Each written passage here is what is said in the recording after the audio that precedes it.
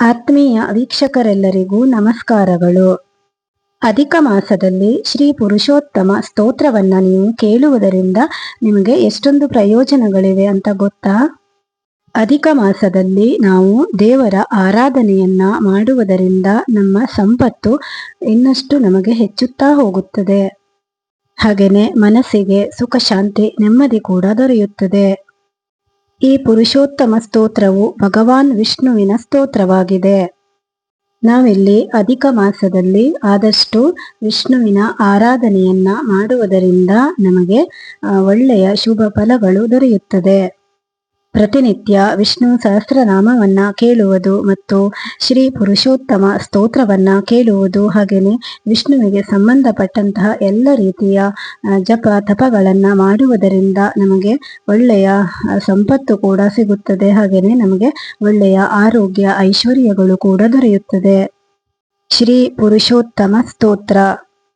ಓಂ ನಮೋ ಪುರುಷೋತ್ತಮಾಖ್ಯ ನಮಸ್ತೆ ವಿಶ್ವಭಾವನಾ ನಮಸ್ತೆ ಸ್ಥೋ ಋಷಿಕೇಶ ಮಹಾಪುರುಷ ಪೂರ್ವಜ ಯೇನೇಧಮಖಿಲಂ ಜಾತಂ ಯತ್ರ ಸರ್ವಂ ಪ್ರತಿಷ್ಠಿತಂ ಲಯಮೇಷ್ಯತಿ ಯತ್ರೈತತ್ ತಂ ಪ್ರಸನ್ನೋಸ್ಮಿ ಕೇಶವಂ ಪರೇಶ ಪರಮಾನಂದ ಪರಾತ್ಪತ್ತರ ಪ್ರಭು ಚಿದ್ರೂಪ ಚಿತ್ ಪರಿಜ್ಞೇಯ ಸತೆ ಕೃಷ್ಣ ಪ್ರಸೀದತು. ಕೃಷ್ಣಂ ಕಮಲಾ ಪ್ರತ್ಯಕ್ಷಾಂ ರಾಮಂ ರಘುಕುಲೋದ್ಭವಂ ನರಸಿಂಹ ವಾಮನಂ ವಿಷ್ಣುಂ ಸ್ಮರನ್ ಯಾತಿ ಪರಾಂ ಗತಿಂ ವಾಸುದೇವಂ ವರಾಹಂ ಚ ಕಂಸಕೇಶಿನೀಶೂದನಂ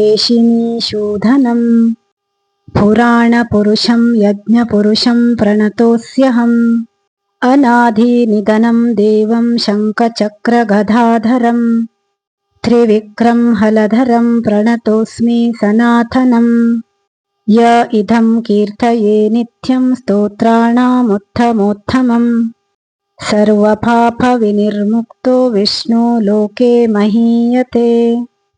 ಓಂ ನಮೋ ಪುರುಷೋತ್ತಮಾಖ್ಯ ನಮಸ್ತೆ ವಿಶ್ವಭಾವನಾ ನಮಸ್ತೆ ಸ್ಥೋ ಋಷಿಕೇಶ ಮಹಾಪುರುಷ ಪೂರ್ವಜ ಯೇನೇಧಮಖಿಲಂ ಜಾತಂ ಯತ್ರ ಸರ್ವಂ ಪ್ರತಿಷ್ಠಿತಂ ಲಯಮೇಷ್ಯತಿ ಯತ್ರೈತತ್ ತಂ ಪ್ರಸನ್ನೋಸ್ಮಿ ಕೇಶವಂ ಪರೇಶ ಪರಮಾನಂದ ಪರಾತ್ಪರತ್ತರ ಪ್ರಭು ಚಿದ್ರೂಪ ಚಿತ್ ಪರಿಜ್ಞೇಯ ಸತೆ ಕೃಷ್ಣ ಪ್ರಸೀದತು. ಕೃಷ್ಣಂ ಕಮಲಾ ಪ್ರತ್ಯಕ್ಷಾಂ ರಾಮಂ ರಘುಕುಲೋದ್ಭವಂ ನರಸಿಂಹಂ ವಾಮನಂ ವಿಷ್ಣುಂ ಸ್ಮರನ್ ಯಾತಿ ಪರಾಂ ಗತಿಂ ವಾಸುದೇವಂ ವರಾಹಂ ಚ ಕಂಸಕೇಶಿನೀಶೂದನಂ ಪುರಾಣ ಪುರುಷಂ ಯಜ್ಞ ಪುರುಷಂ ಪ್ರಣತೋಸ್ಯಹಂ ಅನಾಧಿನಿಧನಂ ದೇವಂ ಶಂಖಚಕ್ರ ಗದಾಧರಂ ತ್ರಿವಿಕ್ರಂ ಹಲಧರಂ ಪ್ರಣತೋಸ್ಮಿ ಸನಾತನಂ ಯ ಇದಂ ಕೀರ್ತಯೇ ನಿತ್ಯಂ ಸ್ತೋತ್ರಾಣಾಮುತ್ತಮೋತ್ತಮಂ ಸರ್ವಪಾಪ ವಿನಿರ್ಮುಕ್ತೋ ವಿಷ್ಣು ಲೋಕೆ ಮಹೀಯತೆ. ಓಂ ನಮೋ ಪುರುಷೋತ್ತಮಾಖ್ಯ ನಮಸ್ತೆ ವಿಶ್ವಭಾವನಾ ನಮಸ್ತೆ ಸ್ಥೋ ಋಷಿಕೇಶ ಮಹಾಪುರುಷ ಪೂರ್ವಜ ಯೇನೇಧಮಖಿಲಂ ಜಾತಂ ಯತ್ರ ಸರ್ವಂ ಪ್ರತಿಷ್ಠಿತಂ ಲಯಮೇಷ್ಯತಿ ಯತ್ರೈತತ್ ತಂ ಪ್ರಸನ್ನೋಸ್ಮಿ ಕೇಶವಂ ಪರೇಶ ಪರಮಾನಂದ ಪರಾತ್ಪರತ್ತರ ಪ್ರಭು ಚಿದ್ರೂಪ ಚಿತ್ ಪರಿಜ್ಞೇಯ ಸತೆ ಕೃಷ್ಣ ಪ್ರಸೀದತು. ಕೃಷ್ಣಂ ಕಮಲಾ ಪ್ರತ್ರಾಕ್ಷಂ ರಾಮಂ ರಘುಕುಲೋದ್ಭವಂ ನರಸಿಂಹಂ ವಾಮನಂ ವಿಷ್ಣುಂ ಸ್ಮರನ್ ಯಾತಿ ಪರಾಂ ಗತಿಂ ವಾಸುದೇವಂ ವರಾಹಂ ಚ ಕಂಸಕೇಶಿನೀಶೂದನಂ ಪುರಾಣ ಪುರುಷಂ ಯಜ್ಞ ಪುರುಷಂ ಪ್ರಣತೋಸ್ಮ್ಯಹಂ ಅನಾಧಿನಿಧನಂ ದೇವಂ ಶಂಖಚಕ್ರ ಗದಾಧರಂ ತ್ರಿವಿಕ್ರಂ ಹಲಧರಂ ಪ್ರಣತೋಸ್ಮಿ ಸನಾತನಂ ಯ ಇದಂ ಕೀರ್ತಿಯೇ ನಿತ್ಯಂ ಸ್ತೋತ್ರಾಣಾಮುತ್ತಮೋತ್ತಮಂ ಸರ್ವಪಾಪ ವಿನಿರ್ಮುಕ್ತೋ ವಿಷ್ಣು ಲೋಕೆ ಮಹೀಯತೆ.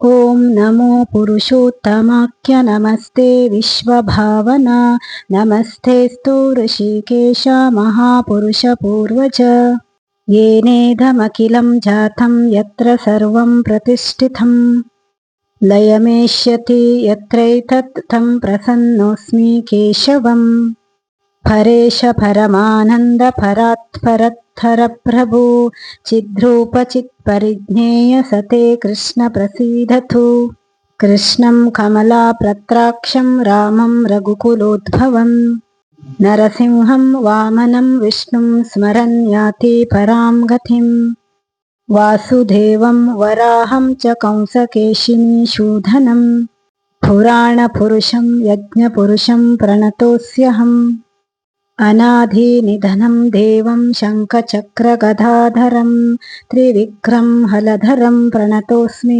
सनातनम् य इदं कीर्तये नित्यं स्तोत्राणामुत्तमोत्तमं सर्वपापविनिर्मुक्तो विष्णु लोके महीयते।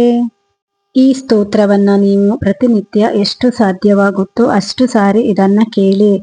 ನೀವು ಬೆಳಿಗ್ಗೆ ಅಥವಾ ಸಾಯಂಕಾಲ ಈ ಸ್ತೋತ್ರವನ್ನ ಕೇಳುವುದರಿಂದ ನಿಮಗೆ ಸಂಪೂರ್ಣ ಸುಖ, ಶಾಂತಿ, ನೆಮ್ಮದಿ, ಅಷ್ಟೈಶ್ವರ್ಯಗಳು ಸಿಗುತ್ತದೆ.